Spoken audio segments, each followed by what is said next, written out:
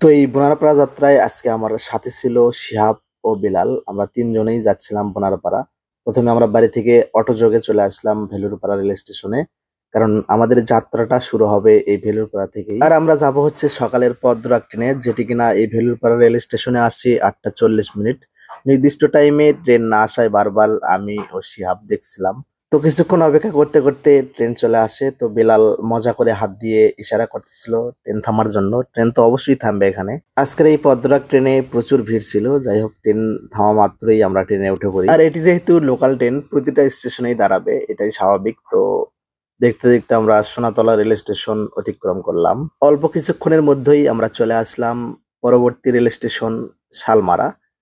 সোনাতলা থেকে শালমারার দূরত্ব খুব একটা বেশি নয়, অল্প সময় লেগে যায় ট্রেনে শালমারা আসতে। আর একটা গুরুত্বপূর্ণ কথা না বললেই নয়, কলা ব্যবসায়ীদের সুবিধার্থে ট্রেন সবচেয়ে বেশি অপেক্ষা করে এই শালমারা রেল স্টেশনে। এরপরেই আমরা চলে আসি পরবর্তী রেল স্টেশন মহিমাগঞ্জে।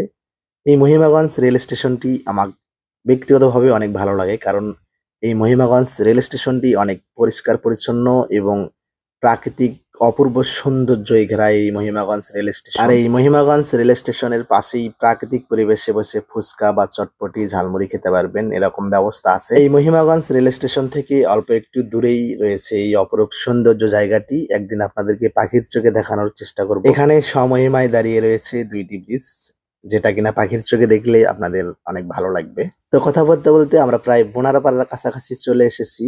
সমগ্র ট্রেনে দাঁড়িয়ে আসতে হয়েছে, কারণ ট্রেনে যে পরিমাণ ভিড় ছিল, বসার মতো কোনো পরিবেশ ছিল না। আসলে এটি একটি লোকাল ট্রেন, বুঝতেই পারতেছেন।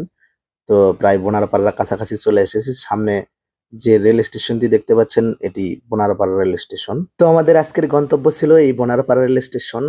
তো আমরা চলে এসেছি বোনারপাড়ায়। তো এই বোনারপাড়া রেল স্টেশন নিয়ে আপনাদের মাঝে ভিডিও নিয়ে আসবো খুব শীঘ্রই। দেখার আমন্ত্রণ রইল। আল্লাহ হাফেজ।